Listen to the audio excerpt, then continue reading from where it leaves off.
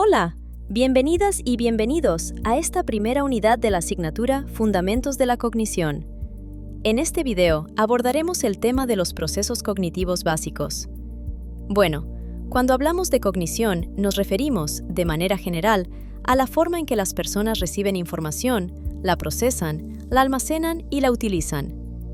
A lo largo de la presentación veremos por qué procesos como la percepción, la atención, la memoria y el aprendizaje no funcionan de manera aislada. También revisaremos algunas formas de procesamiento de la información: el procesamiento automático y controlado, el serial y paralelo, el procesamiento de abajo arriba y arriba abajo, así como el global y local. Entonces, la intención es comprender cómo estos procesos intervienen constantemente en actividades que realizamos todos los días. Objeto de estudio de la psicología general.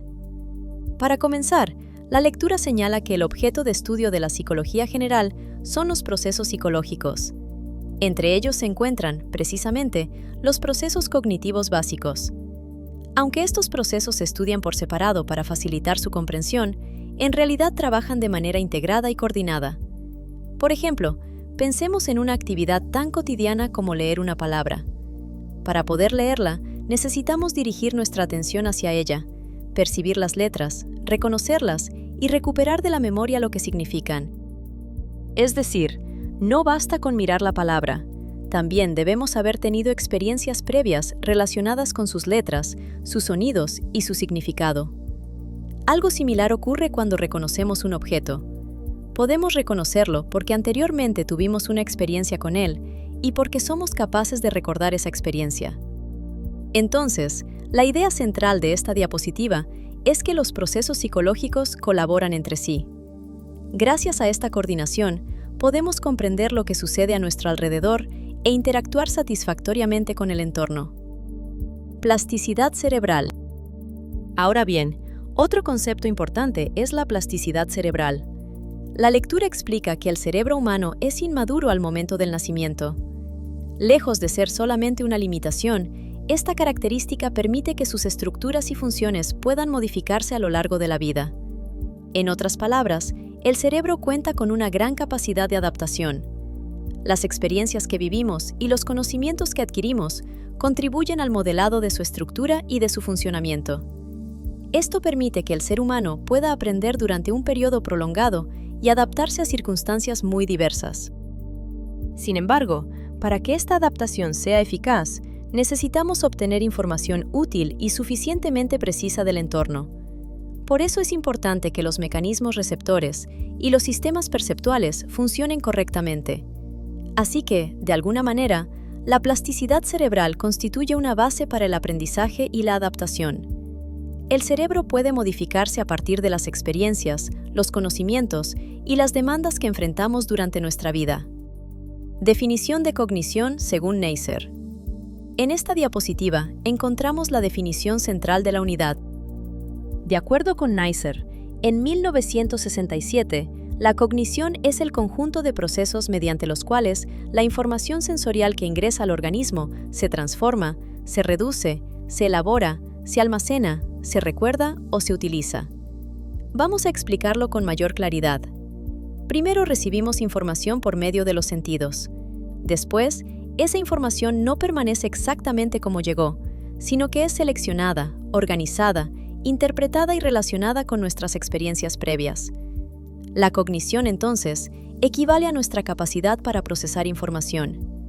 Este procesamiento parte de la percepción y de la experiencia, pero también está influido por las inferencias, la motivación y las expectativas.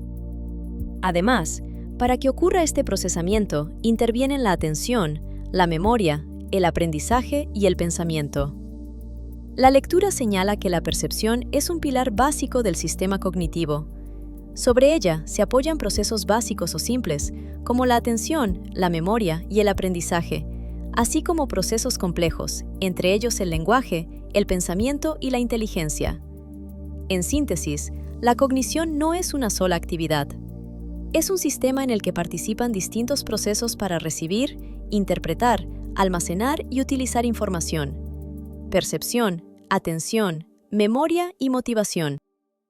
Bien, En esta diapositiva, observamos con mayor claridad la relación entre varios procesos cognitivos. En primer lugar, la percepción y la atención se encuentran estrechamente vinculadas. La atención permite seleccionar la información que resulta relevante dentro de todos los estímulos presentes en el entorno. Por ejemplo, en este momento pueden existir sonidos, objetos y movimientos a nuestro alrededor, pero dirigimos la atención solamente hacia una parte de esa información. La atención también se relaciona con la memoria, porque recordamos principalmente aquello que hemos seleccionado o atendido. Si no prestamos suficiente atención a una información, es más difícil que posteriormente podamos recordarla. Por otro lado, la motivación influye en la resistencia frente a las distracciones. Cuando algo nos interesa o responde a una necesidad, suele ser más fácil dirigir y mantener la atención. La lectura menciona, por ejemplo, que las personas pueden ser más sensibles a estímulos relacionados con comida o bebida cuando tienen hambre o sed. Entonces, la motivación puede facilitar o entorpecer el procesamiento de la información. En conclusión, percepción, atención, memoria y motivación se influyen mutuamente y participan en la manera en que aprendemos y respondemos al entorno. Procesamiento de la información. Pasemos ahora al concepto de procesamiento de la información, también identificado con las iniciales PI. El procesamiento de la información es la actividad o la secuencia de actividades que una persona realiza desde el momento en que un estímulo entra por sus sentidos hasta que emite una respuesta. Digamos que el proceso comienza cuando recibimos algún tipo de información. Después, construimos una representación mental de esa información por medio de símbolos, manipulamos esa representación y finalmente organizamos un plan de acción para responder.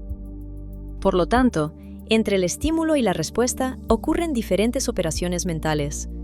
La persona no recibe pasivamente la información, sino que la representa, la interpreta y la utiliza para decidir qué hacer. La lectura también aclara que no existe un único criterio para explicar exactamente cómo ocurre este procesamiento. Por ese motivo se presentan diferentes modelos. Sin embargo, estos modelos no deben entenderse como categorías completamente separadas. Pueden interactuar y combinarse, dando lugar a los llamados modelos interactivos de procesamiento. A continuación, revisaremos 4 comparaciones que ayudan a comprender estas diferentes formas de procesar información. Procesamiento automático y procesamiento controlado. La primera comparación distingue entre procesamiento automático y procesamiento controlado. El procesamiento automático ocurre sin una intención consciente, requiere poca atención y consume pocos recursos cognitivos. Además, suele ser rápido y genera poca interferencia cuando realizamos otra actividad. Este procesamiento puede ser innato. Por ejemplo, si un objeto se dirige rápidamente hacia nosotros, podemos apartarnos de manera casi inmediata. También puede ser adquirido. Pensemos, por ejemplo, en cantar una canción conocida que escuchamos en la radio sin estar pensando conscientemente en cada palabra.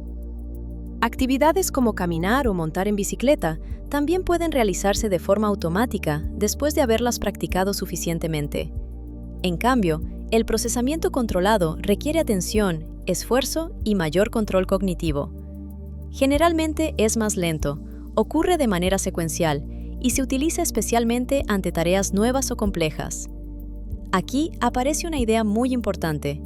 Un proceso controlado puede convertirse en automático por medio de la práctica. El ejemplo que presenta la lectura es la lectura misma. Al principio, aprender a leer exige identificar cada letra y unir los sonidos.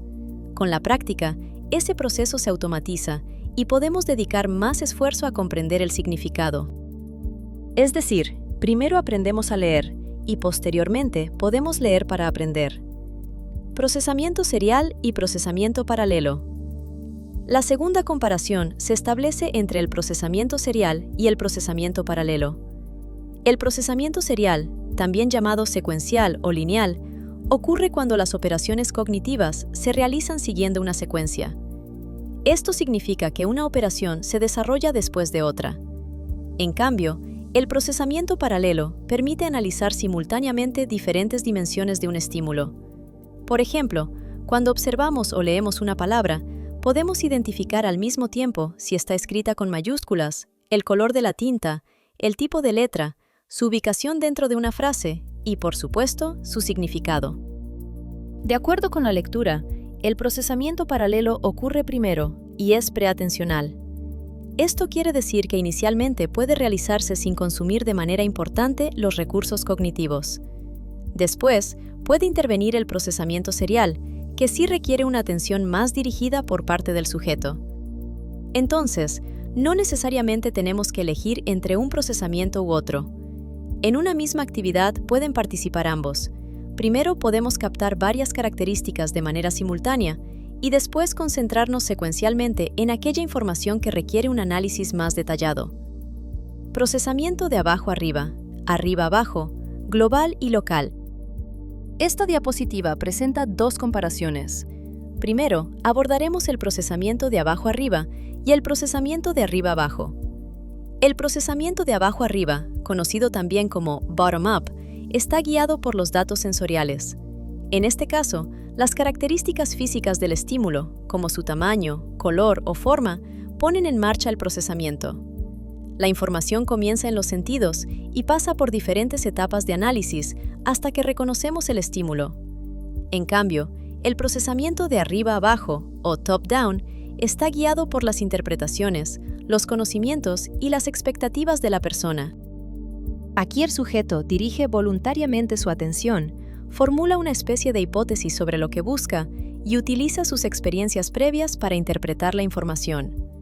Por ejemplo, durante la lectura procesamos de abajo arriba los rasgos físicos que permiten distinguir una N de una ñ o una B de una D. Al mismo tiempo, utilizamos un procesamiento de arriba abajo cuando reconocemos las letras mediante la memoria, anticipamos sus sonidos o identificamos el significado de las palabras. Ambas direcciones suelen ocurrir simultáneamente y se complementan. Los datos sensoriales y los conocimientos previos son necesarios para interpretar completamente una situación. La segunda comparación corresponde al procesamiento global y local. El procesamiento global consiste en percibir el estímulo como un todo. Por el contrario, el procesamiento local o analítico se concentra en sus partes, características o atributos específicos. La lectura plantea que, inicialmente, solemos procesar el estímulo de manera global y, si es necesario, posteriormente realizamos un análisis más detallado. El ejemplo presentado es el juego de identificar motocicletas. Cuando vemos una motocicleta, debemos decir moto. Para hacerlo, reconocemos el objeto de manera global. Pero si debemos decir moto azul, además de reconocer el vehículo, tenemos que dirigir la atención hacia una característica local, su color. Por lo tanto, el procesamiento global nos permite reconocer el conjunto, mientras que el procesamiento local nos permite identificar características particulares.